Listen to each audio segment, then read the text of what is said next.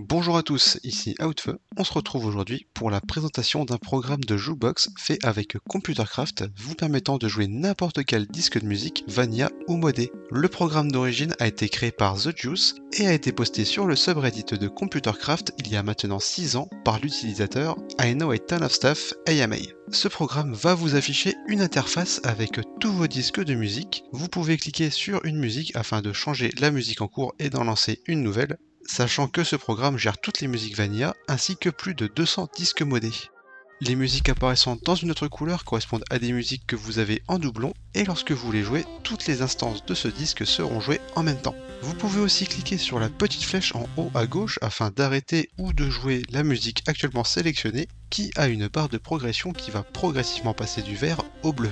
Vous avez ensuite deux flèches en haut à gauche qui vont vous permettre de passer à la musique suivante ou à la musique précédente, et vous avez deux autres flèches en haut à droite qui vont vous permettre de faire défiler votre liste de musique si elle est plus grande que votre écran. Après, nous avons le bouton Shuffle qui va lire les musiques dans un ordre aléatoire au lieu de les jouer à la suite, et ensuite vous avez le bouton Loop qui va jouer en boucle la musique en cours, et vous devez donc cliquer sur une nouvelle musique si vous voulez la changer. Et pour finir, nous avons le bouton des préférences que nous verrons un petit peu plus tard.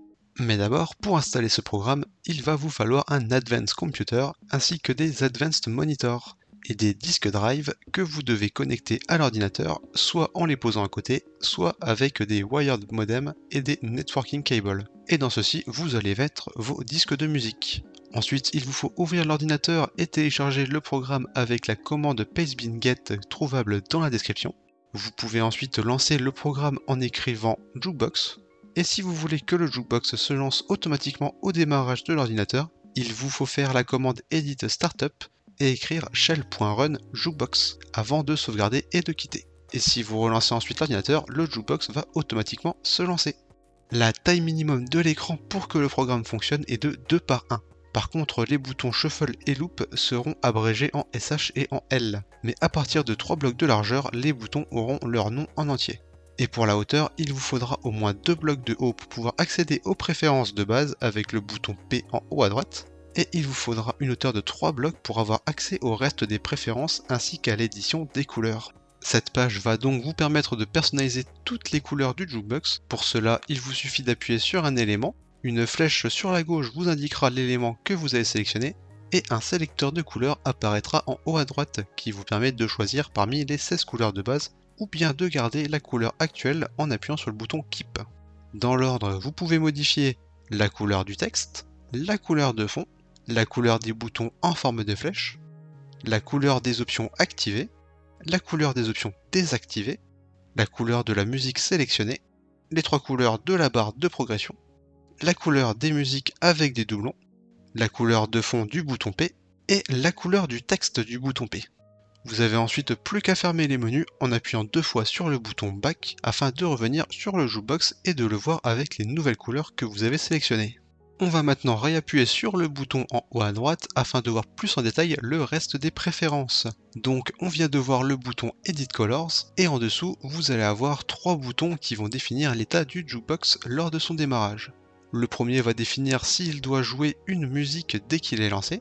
Le deuxième va définir si les musiques vont être jouées dans un ordre aléatoire par défaut. Et le troisième va indiquer si le Jukebox doit jouer la même musique en boucle par défaut.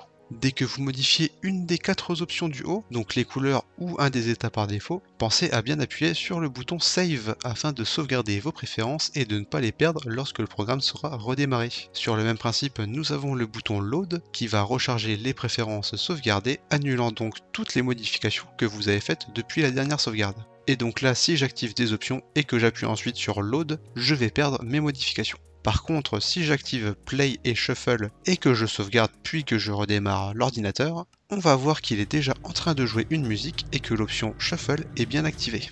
Ensuite, nous avons le bouton Reload Jukebox qui va recharger la liste des musiques et qui va donc vous être utile si vous modifiez le contenu des disques drive ou si vous en connectez des nouveaux.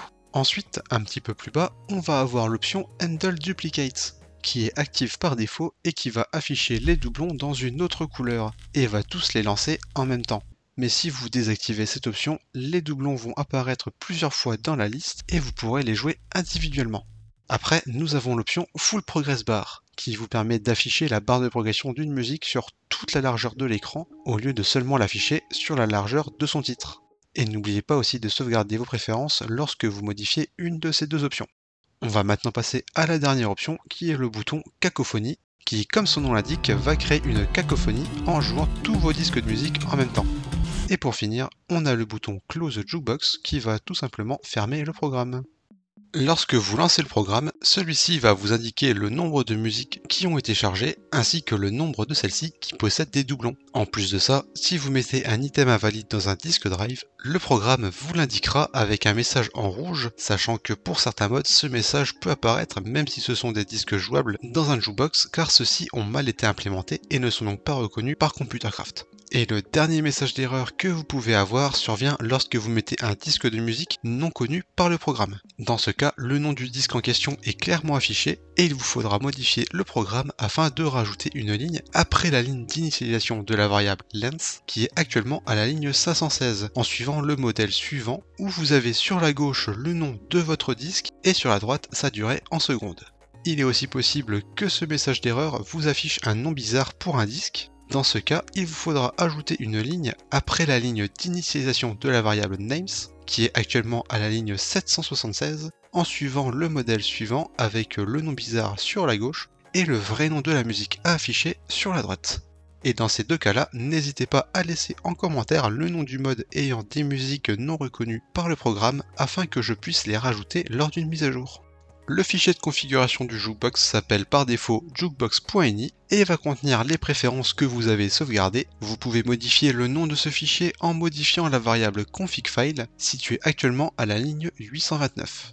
Et vous pouvez aussi remettre à zéro vos préférences en supprimant le fichier de configuration, avec la commande rm suivie du nom du fichier de configuration. Et la dernière option que l'on va voir va vous permettre de changer la taille du texte. Celle-ci doit être modifiée en éditant le programme et vous allez devoir changer la variable textScale située actuellement à la ligne 840. Par exemple, si je la mets à 0.5 et que je lance le programme, vous allez pouvoir voir beaucoup plus de musique d'afficher sur un même écran. Et cette taille vous permet même aussi de faire fonctionner le jukebox sur un écran d'un seul bloc, même si les boutons ont des positions un petit peu bizarres. Mais vous pouvez aussi augmenter la taille du texte, par exemple en mettant 1.5, on va obtenir la taille maximum utilisable avec un écran de 3x3, et si l'on veut voir les autres tailles de texte, il va nous falloir un écran un petit peu plus grand. Donc voici l'écran le plus grand faisable avec Computercraft, qui fait 8 blocs de largeur pour 6 blocs de hauteur, et avec celui-ci, on va pouvoir utiliser la taille 2 sans problème.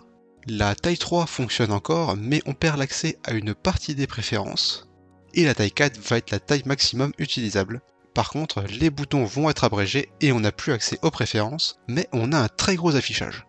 Et cela conclut la présentation de ce programme de jukebox fait avec Computercraft. J'espère que cette vidéo vous aura plu. N'hésitez pas à laisser en commentaire les questions que vous avez sur ce programme, ou bien à juste donner votre avis sur celui-ci. Sinon, n'hésitez pas à vous abonner pour de nouvelles vidéos, et moi je vous dis à plus!